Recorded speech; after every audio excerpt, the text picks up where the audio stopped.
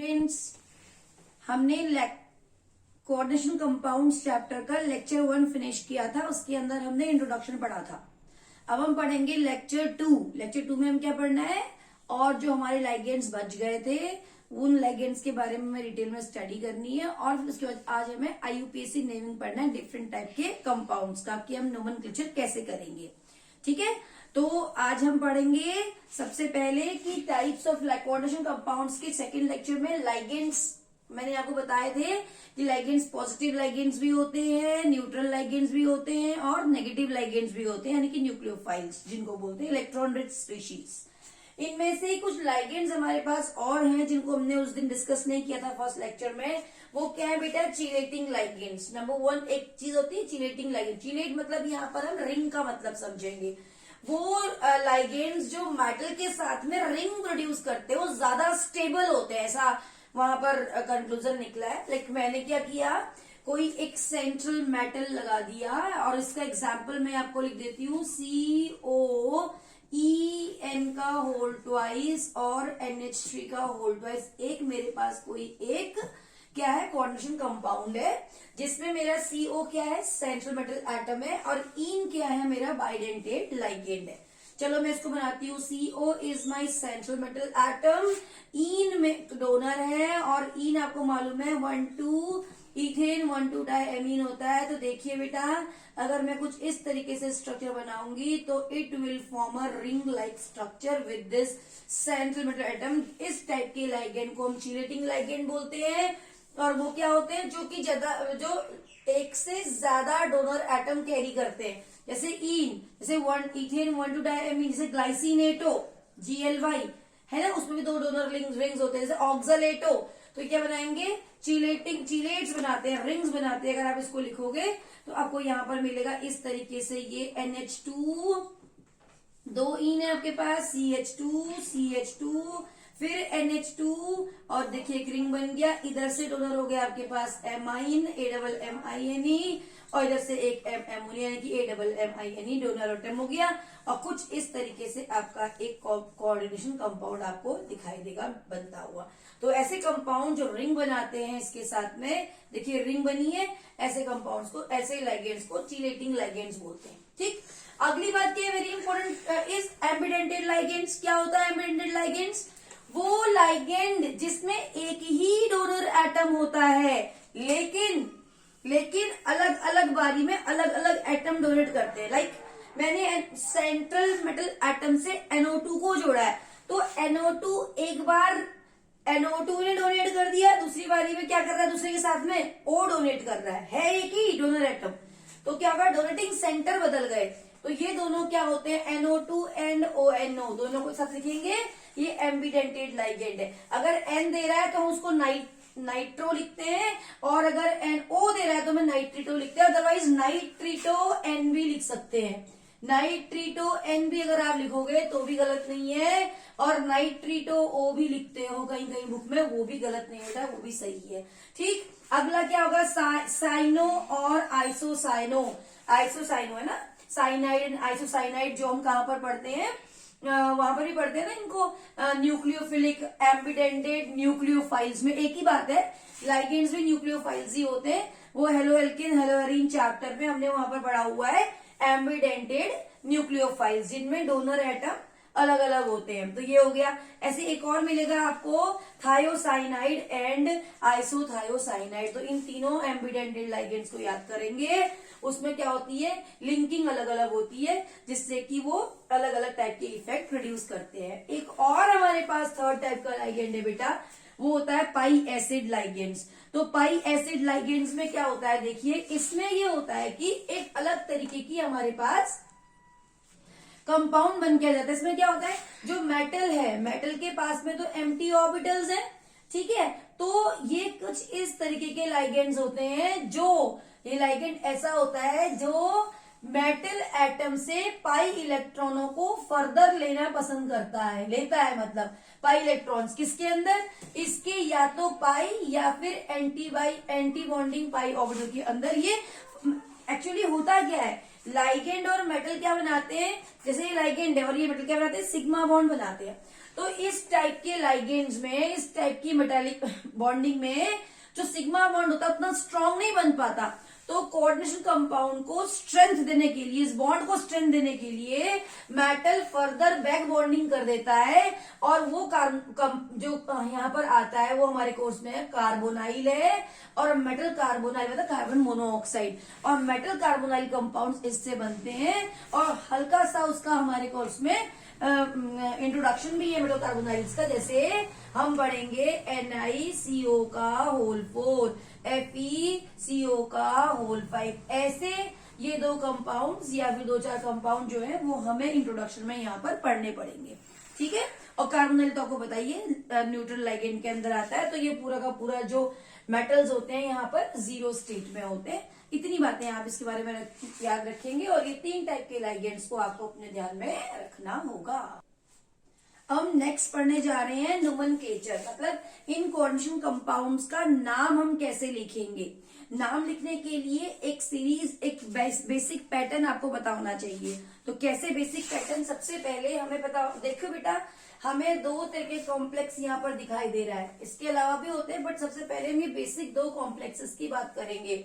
इसके अंदर हमें क्या दिखाई दे रहा है, एक में देखो बच्चों, एक में हमें फ्री आयंस जो स्फीयर से बाहर हैं, यहाँ पोटेशियम पहले लिखे हुए दिखाई दे रहे हैं, और दूसरे में हमें क्या दिखा रहे हैं, लेफ्ट की तरफ बाद में लिखे हुए दिखाई दे रहे हैं। ये लेफ्ट हैंड साइड और ये राइट हैंड साइड। अब हम क्या करेंगे, जब हमें इसको डिसॉल्व करेंगे तो डिसॉल्व करने के बाद मुझे क्या मिलने वाला है, 4 तो मुझे फ्री आयंस मिलेंगे, और क्या मिलेगा, FeCN का होल 6। तो सबसे पहले बेटा ये चेक करेंगे कि हमारे पास जो आयन मिला हुआ है वो हमें कैसा है, यानी कि जो हमारा कोऑर्डिनेशन स्फीयर है ये वाला, वो क्या है, पॉजिटिव है कि नेगेटिव है। सबसे पहले ये चेक करेंगे। मैंने अगर इसको पानी में डिसॉल्व किया तो मेरा क्या बनने वाला है, CONH3 का होल 6। सबको मालूम है ये स्फीयर कभी भी ब्रेक नहीं होता है, तो ये बना मेरा एक स्फीयर, ठीक है, ये स्फीयर है, ये ब्रेक नहीं होगा कॉम्प्लेक्स, और ये मेरे बनेंगे 3+ आयन। तो कुछ इस तरीके से ये आयन में डिसॉल्व होगा। अब देखो बेटा, सबसे पहले मेरे पास क्या है, आयन फ्री स्पेस, लेफ्ट से लिखना शुरू करेंगे सबसे पहले, और क्या करेंगे, लेफ्ट से लिखेंगे। सबसे पहले जो बाहर स्पीशीज है उसका नाम सबसे पहले लिखेंगे, लाइक ये जो बाहर लिखा हुआ है लेफ्ट से, मतलब ये जो कैटायन है उससे, कैटायन, सबसे पहले कैटायन का नाम लिखेंगे, फिर उसके बाद हम क्या करेंगे, जो लास्ट स्फीयर है उसका नाम लिखेंगे। किसका नाम लिखेंगे, यहाँ पर लाइगेंड्स का नेम लिखेंगे, और लाइगेंड्स को भी हम कैसे लिखेंगे, अल्फाबेटिकली, ब्रैकेट में लिख रही हूँ, देखिए बेटा, अल्फाबेटिकली लाइगेंड्स का नाम लिखेंगे। उसके बाद हम क्या करेंगे, सेंट्रल मेटल एटम को लिखेंगे। लेकिन यहाँ भी चेक करना है कि जो सेंट्रल मेटल एटम है वो किसका पार्ट है, वो कैटायनिक कॉम्प्लेक्स का पार्ट है या फिर एनायनिक का पार्ट है, एनायनिक में है, एनायनिक कॉम्प्लेक्स के अंदर है। अब आप ध्यान से देखिए, यहाँ पर मेरा एनायनिक कॉम्प्लेक्स है ना, और यहाँ पर अगर आप देखेंगे तो ये मेरा कैटायनिक कॉम्प्लेक्स, देखिए कैटायनिक कॉम्प्लेक्स है। अगर कॉम्प्लेक्स मेरा कैटायनिक है, this is my cationic complex, ये मेरा कैटायनिक कॉम्प्लेक्स है बेटा, ठीक है। अब मेरा कैटायनिक कॉम्प्लेक्स है, तो मुझे क्या करना है, जो मेटल है उसके नेम में कुछ नहीं आएगा, नॉर्मल मेटल लिखा जाएगा। नॉर्मल मेटल का मतलब समझ रहे हो, कोबाल्ट है तो उसको सिर्फ कोबाल्ट, सिंपल कोबाल्ट लिखा जाएगा। आयरन है, Fe, तो उसको सिंपल आयरन लिखा जाएगा, ठीक है। निकिल, सिंपल निकिल लिखा जाएगा। जो भी है उसका सिंपल नेम जो होता है वो लिखा जाएगा। लेकिन अगर मेरा एनायनिक का पार्ट है, लाइक मेरा ये जो है एनायनिक का पार्ट है, this one is my anionic, 4- आएगा ना बेटा, ये 4-, ये एनायनिक कॉम्प्लेक्स है मेरा। तो अगर कॉम्प्लेक्स मेरा एनायनिक होता है, ये देखिए मैंने यहाँ पे लिखा है कॉम्प्लेक्स एनायनिक है, अगर एनायनिक है तो मेरा क्या बन जाएगा, 8 सफिक्स लग जाता है मेटल के साथ लास्ट में 8 लग जाएगा। लाइक मेरा अगर Fe है तो ये बन जाएगा फेरेट, कॉपर है तो बन जाएगा, कॉपर है तो क्यूपरेट, ठीक है। आयरन है तो और क्या है, कोबाल्ट है तो कोबाल्टेट, 8 लग जाएगा बेटा। निकिल है तो निकिलेट, ठीक है। तो एनायनिक कॉम्प्लेक्स में ये लग जाता है। उसके बाद मेटल का नाम लिखने के बाद हम यहां पर लिखते हैं ऑक्सीडेशन स्टेट, उसे हम फाइंड आउट करेंगे। सिमिलरली यहाँ पे भी ऑक्सीजन स्टेट लिखेंगे, और किस में लिखते हैं उनको, स्टेट को भी ध्यान रखेंगे, रोमन लेटर्स में, रोमन में। आपको मालूम है मेटल क्या होता है, या तो +1 में मिलेगा, इसको आप ऐसे लिखोगे, या फिर आपको +2 में मिलेगा, इसे आप ऐसे लिखोगे, या फिर +3 में मिलेगा, इसे हम ऐसे लिखेंगे। ठीक है बेटा, रोमन लेटर्स में लिखते हैं। उसके बाद क्या लिखेंगे, लास्ट में जो भी है क्रोम, यहाँ पर क्या है, क्लोरीन है तो क्लोरीन लिखेंगे बाद वाले में राइट हैंड साइड में, और अगर पहले है तो उसको पहले ही लिख देंगे मेटल को। तो चलो बच्चों, इसका हम नाम लिखते हैं। आप ध्यान रखेंगे कि मेरा क्या है, ये मेरा एनायनिक कॉम्प्लेक्स है और ये मेरा कैटायनिक कॉम्प्लेक्स है। तो जैसे मैंने यहाँ पे लिखा है, ये देखिए यहाँ पे लिखा है सेंट्रल मेटल एटम, तो इसको अगर मैं पूरा करूंगी तो मुझे यहाँ पे क्या लिखना होगा, ऑक्सीडेशन स्टेट, है ना बेटा। और फिर उसके बाद जो कंप्लीट करना है उसे कंप्लीट करिए। अब चलिए हम इसका नाम लिख के देखते हैं कैसे हम इसका नाम लिखेंगे, इन दोनों का नाम लिखेंगे। ठीक है बेटा, तो क्या लिखेंगे, पहले लेफ्ट से लिखने शुरू करेंगे। इसका नाम पहले लिखेंगे, हमें इससे कोई मतलब नहीं है, 3 4 5 6 ट्राई टेट्रा कुछ नहीं लगाना है। तो हम यहाँ पर क्या लिखेंगे, पोटेशियम। पोटेशियम, कोई ब्रीच में कोई हाइफन नहीं, कोई स्पेस नहीं, तो इसका नाम होगा पोटेशियम। अब लाइगेंड लिखने अल्फाबेटिकली, लेकिन ये लाइगेंड तो अब एक ही टाइप का लाइगेंड है, तो अगर एक टाइप का लाइगेंड तो सिंपल नाम। 2 के लिए क्या लगाएंगे, अगर 2 है तो 2 लाइगेंड्स के लिए लगाएंगे हम, 2 लाइगेंड्स के लिए लगाएंगे डाई, 3 के लिए ट्राई, 4 के लिए टेट्रा, 5 के लिए पेंटा, 6 के लिए हेक्सा, एज यूजुअल जैसे हम यूज करते हैं। और अगर बाइडेंटेड लाइगेंड हो, बाइडेंटेड लाइगेंड के लिए जैसे मैंने आपको बताए थे कौन कौन से होते हैं bidentate ligand, a type and a b type. A type कौन से होते हैं बेटा, इन एंड ऑक्सलेटो। ऑक्सीडेंट क्या होता है, C2O4 2-, है ना। ये क्या होता है, ग्लाइसिनेटो। तो अगर हमारे पास इस तरह के लाइगेंड ना, उनके लिए बिस या ट्रिस यूज करते हैं। ठीक है, बिस, 2 के लिए बिस, 3 के लिए ट्रिस यूज करते हैं, ये आप ध्यान रखेंगे। तो अब मेरा नाम क्या बनेगा इसका, पोटेशियम। 4 3 1 2 से मुझे कोई मतलब नहीं है बाहर वाले से। पोटेशियम हो गया, कितने लाइगेंड है, 6, तो क्या लिखूंगी, हेक्सा साइनाइड। तो होता नहीं है, अगर स्फीयर के अंदर तो क्या बन जाता है, साइनेटो बन जाता है। तो साइनेटो लिखो या साइनो लिखो, एक ही बात है, साइनेटो। ठीक है बेटा, अब चेक करो क्या करना है मुझे, Fe क्या है मेरा, आयरन है, लेकिन किसके अंदर है, एनायनिक कॉम्प्लेक्स है, ये नेगेटिव है एनायनिक कॉम्प्लेक्स। एनायनिक कॉम्प्लेक्स के लिए मैंने क्या बताया था, सिंपल मेटल नहीं रहेगा, 8 लग जाएगा, तो ये आयरन न रहकर क्या बनेगा, फेरेट, FeRrate, क्योंकि एनायनिक कॉम्प्लेक्स में। उसके बाद स्टेट लिखेंगे, लेकिन स्टेट को लिखने के लिए पहले मुझे स्टेट को निकालना होगा। ये बहुत इंपॉर्टेंट है नाम लिखने के लिए कि आपको लाइगेंड्स के नेम पक्का याद होने चाहिए, जो हमने लास्ट लेक्चर 1 में बताए थे। CN को साइनेटो, वाटर को एक्वा, NH3 को एमाइन, जो भी है वो लाइगेंड्स को आपको नाम याद करना जरूरी है। ठीक है, अब देखो, अब हमारे पास क्या हो जाएगा कि CN जो होता है वो स्यूडो हेलोजन होता है, आपको मालूम है, इसकी वैलेंसी -1 होती है। तो अगर हम यहाँ से चाहें तो यहाँ पे निकाल सकते हैं इसकी स्टेट। और आपको मालूम है के पहले ग्रुप का है, फैक्ट है, किसी माइकेलाल की हिम्मत नहीं है इसकी स्टेट को बदलने की। के इज फर्स्ट, पहले ग्रुप के एलिमेंट की valency +1, nobody can change it. तो ये हो गया। अब Fe मुझे नहीं मालूम, मैं इसको X मान लेती हूँ, और ओवरऑल चार्ज पूरे कंपाउंड के ऊपर 0 है। अब अगर मैं निकालूंगी तो मुझे क्या मिलने वाला है, 4 into +1 plus x plus 6 into -1 equal to 0, और +4 प्लस x क्या हो जाएगा बेटे, +4 यहाँ पे हो जाएगा, प्लस माइनस, तो x आपको मिलेगा +2 स्टेट में। यानी कि अब मुझे +2 रोमन लेटर में लिखना है, यानी कि मैं यहाँ पर 2 लिखूंगी। अब पूरा मेरा नाम बन गया पोटेशियम हेक्सासाइनो या साइनेटो फेरेट 2। ठीक है, चलो बच्चों इसका नाम लिखते हैं। क्या लिखेंगे बेटा, लेफ्ट से लिखना शुरू करेंगे, और लेफ्ट से लिखने शुरू करने के लिए पहले हमें क्या मिला, कॉम्प्लेक्स मिला। अब जो कॉम्प्लेक्स मिला वो कैसा है, पॉजिटिव है, और जब पॉजिटिव होता है तो मेटल कैसा होता है, नॉर्मल। मुझे 8 वेट लगाने की कोई जरूरत नहीं है। तो अब मुझे ये करना है, सबसे पहले क्या लिखना है, मुझे लाइगेंड्स के नाम लिखने हैं। वो भी कैसे लिखने, अल्फाबेटिकली। लेकिन यहाँ पर भी मेरे पास क्या है, 6 के 6 लाइगेंड सेम है, और कितने हैं, 6 है। तो 6 के लिए क्या लगाऊंगी, हेक्सा, HEXA, हेक्सा क्या, एमाइन। कैसे लिखते हैं, AMMINE, एमाइन। इसकी स्पेलिंग भी देखेंगे, हेक्सा एमाइन। अब इसमें है पॉजिटिव, स्फीयर के अंदर है, तो मेटल कैसा रहेगा, बिल्कुल नॉर्मल, कोबाल्ट।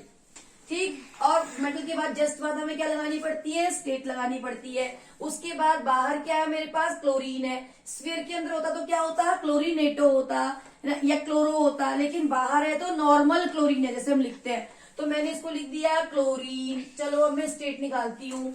स्टेट निकालो बच्चों, कैसे निकालेंगे, ये Cl के ऊपर चार्ज -1। एमाइन कैसा होता है, न्यूट्रल लाइगेंड। तो अगर मैं यहाँ पर निकालू तो क्या निकलेगा मेरा, इसको मैं क्या मान लू, x। तो क्या होगा बेटा, x plus 6 into 0 -3 equal to 0, और x मुझे मिलेगा +3 में। मुझे इस +3 को कैसे लिखना है, रोमन में इसके अंदर। तो पूरा नाम बन गया मेरा हेक्सा एमाइन कोबाल्ट 3 क्लोराइड 2 3 4 5 से मुझे कोई मतलब नहीं है, ट्राई कुछ नहीं लगाना, बस क्लोराइड लगाना है। This is the name of this complex. तो बच्चों अभी हम इनके नाम लिख लेते हैं, इन 4 कंपाउंड्स के, यहाँ पर आपको प्रैक्टिस हो जाएगी। और ये 4 कंपाउंड्स के आप होमवर्क में लिख लेगा। नेक्स्ट वीडियो में मैं आपको इसका सोल्यूशन बताऊंगी, फिर आप क्रॉस चेक कर लीजिएगा। ठीक है बेटा, चलिए इसका नाम लिखते हैं। क्या होगा इसका नाम, CuNH3 का होल 4 SO4। तो क्या होगा, सबसे पहले मुझे क्या करना है, लेफ्ट से करना है, फिर मुझे ये स्फीयर जो है वो चेक करना है कि कैसा होगा। बताओ बच्चों कैसा होगा, पहला पॉजिटिव होगा, ये वाला पार्ट कैसा होता है, नेगेटिव, है ना बेटा। सल्फेट है बाहर, तो क्या करेंगे, सबसे पहले लाइगेंड का नाम लिखेंगे। लाइगेंड कितने हैं, सेम टाइप के 4। 4 के लिए क्या यूज करते हैं, टेट्रा वर्ड। तो टेट्रा AMMINE एमाइन। फिर क्या है, ये मेरा पॉजिटिव क्या है, ये पॉजिटिव स्फीयर है ना। पॉजिटिव है तो क्या हो जाए, कॉपर पहले लिखा हुआ है ना कंपाउंड में, तो पॉजिटिव पार्ट हो गया। तो पॉजिटिव में क्या होता है, जो मेटल होता है वो नॉर्मल रहता है, कॉपर। यहाँ क्या लिखते हैं रोमन लेटर्स में, स्टेट, और बाहर क्या है, सल्फेट है। तो सल्फेट मेरा एज इट इज लिखा जाएगा। और हम यहाँ पर स्टेट निकाल लेते हैं। कैसे निकालेंगे, इसका हमें नहीं मालूम, इसकी 0 लाइगेंड है, इसके ऊपर -2 वैलेंसी होती है। जब मैं यहाँ निकालूंगी तो क्या मिलेगा मुझे, +2। तो मैं 2 कॉपर यहाँ पर ऐसे लिख दूंगी, तो नाम हो जाएगा टेट्रा एमाइन कॉपर 2 सल्फेट। निकाल के देखिएगा, ये हो गया मेरा x, ये हो गया मेरा 4 इंटू 0 -2 इक्वल टू 0। उधर लेके जाओगे तो +2 में हो जाएगा, इसको हम रोमन में यहाँ पर लिख देंगे। ठीक है बेटा। सिमिलरली यहाँ पर देखिए मेरा बाहर क्या है, एमोनियम है। अब मेरा जो पॉजिटिव पार्ट हो गया वो एमोनियम हो गया, नेगेटिव पार्ट मेरा ये हो गया, कौन सा वाला, पीछे वाला जो कॉम्प्लेक्स है, ये मेरा नेगेटिव पार्ट हो गया, ये मेरा पॉजिटिव पार्ट हो गया। तो मुझे पहले पॉजिटिव पार्ट लिखना है। ट्राइस डाई टेट्रा से मुझे कोई मतलब नहीं है, तो मैं क्या लिखूंगी इसका, एमोनियम। एमोनियम क्या, हेक्सा। ये क्या है, थायोसाइनेटो, या ये क्या है, हाँ थायोसाइनेटो, थायोसाइनेटो। ठीक है। और उसके बाद क्या है मेरा, ये क्या है, क्रोमियम। तो नेगेटिव पार्ट क्या है, तो क्या हो जाएगा, क्रोमियम सिंपल नहीं रहेगा, क्रोमेट बन जाएगा, क्रोमेट। अब ब्रैकेट में मुझे क्या लिखना है, स्टेट। तो स्टेट क्या आएगी बेटा, एमोनियम की स्टेट क्या होती है, +1। ठीक। और इसकी क्या होगी हमारे पास, ये -1। तो अब हम निकाल लेते हैं, ये मेरे कितने 3 है, 3 इंटू +1, तो इसको मैं x मान लूंगी, +x +6 इंटू -1 इक्वल टू 0। तो x मुझे मिलेगा +3 स्टेट में बच्चों, और मैं यहाँ पर लिख दूंगी 3। तो ये बन गया मेरा नेम।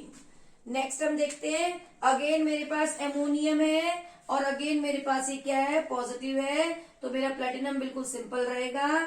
तो देखिए मैंने क्या किया है, यहाँ पर एम्बिडेंटेड लाइगेंड बताया है आपको। ये थायोसाइनेटो हो गया तो आइसोथायोसाइनेटो हो जाएगा।